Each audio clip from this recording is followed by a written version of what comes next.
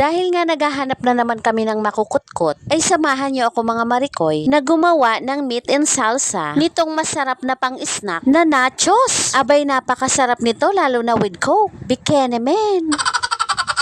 Mangangailangan tayo dito mga Marikoy nitong kalahating kilong giniling na karne ng baka. Itong powerful na pangpalasang sikinchay. At syempre, hindi pwedeng mawala itong bell pepper. Itong importanteng si bawang. At itong si white onion. Nagbibigay aromang si laurel. At isa pang hindi pwedeng mawala, itong mapupula at mga sariwang kamatis. Mangangailangan din tayo dito Marikoy nitong cheese whiz or melted cheese. At syempre, itong mga basic na pampalasa. At habang ang ginagayat natin itong mga ingredients, ay pag-usapan natin itong si nachos or kung saan gawa itong nachos. Ang nachos ay gawa sa corn o kung sa Tagalog ay mais. At lalayo pa ba tayo mga Marikoy? Ating pag-usapan itong benepisyo ng mais. Pero dito muna tayo sa part na maraming benepisyo na madalas hindi na pinapansin at ang worst, ito ay tinatapon pa. O diba nakakapanghinayang? Ito nga ang corn silk o itong buhok ng mais. Oo Marikoy, ito nga ang parte ng mais na nagtataglay ng mga medicinal value. Kaya wag na wag itapon at ito'y may pakinabang pa.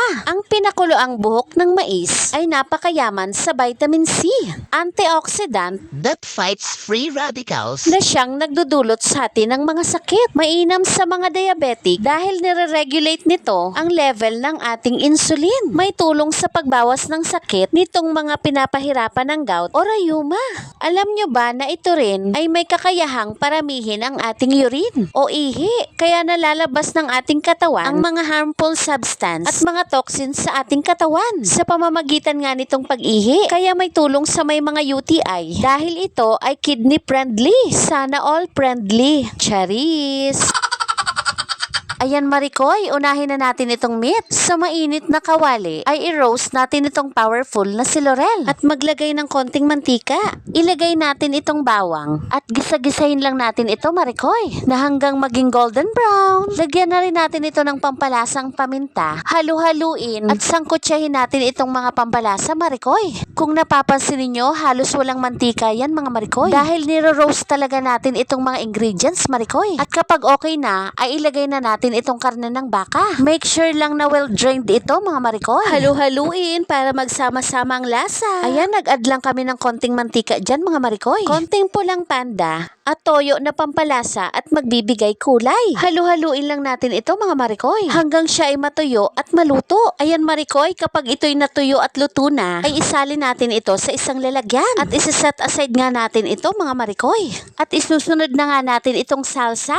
Sa parehong kawali na ginamit, ay ilagay natin itong mga bawang. Isunod natin itong mga bell pepper. I-roast natin ito mga Marikoy. Itong tiyaan ng buhok ng mais ay mainam sa ating digestion. Kaya iwas problema sa ating mga tiyan. Ayan, kapag okay na itong bawang at bell pepper, ay isunod na natin itong white onion. I-roast lang din natin ito mga Marikoy. Halu-haluin para pantay-pantay ang pagkaluto. At kapag ito'y na-roast na, lagyan lang natin ito ng konting mantika at gisa-gisahin lang natin ito mga Marikoy. At kapag okay na, ay ilagay lang natin itong kamatis. Wag na wag nyo nga itong masyadong durugin mga Marikoy. Masarap pa rin yung may nangangata. Halu-haluin para sama-sama ang pagkaluto. Gisa-gisahin lang natin ito mga Marikoy hanggang ang itong si kamatis ay maluto. Alam nyo rin ba na itong tiyaan ng buhok ng mais ay mainam sa ating mga problema sa balat dahil ito ay mayaman sa antibacterial at antiseptic properties. May tulong sa pagtanggal ng marka at pekas sa ating muka at balat. O diba ang shawa?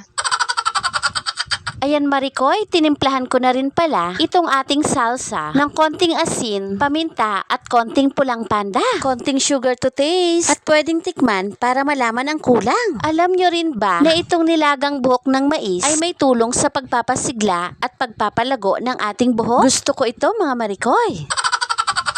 Ayan Marikoy, kapag ito'y templado na, ay ilagay na natin itong last na ingredient. Itong powerful na pampalasa na sikinchay. Halu-haluin para magsama-sama ang lasa. At this moment mga Marikoy, ay pwede na nating patayin ang apoy. At ito'y luto na. O ano pa ang ating hinihintay? Lantakan na natin mga Marikoy. O diba, happy-happy na naman ang mga kids. Pati nga itong mga kids at heart.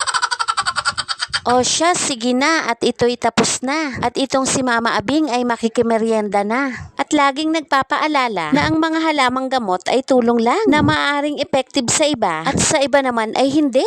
At wag na wag itong ipamamalit sa inyong mga gamot. Yun lamang mga Maricoy. Sana po ay nakatulong. Please like and share. Papalo na rin po. Salamat!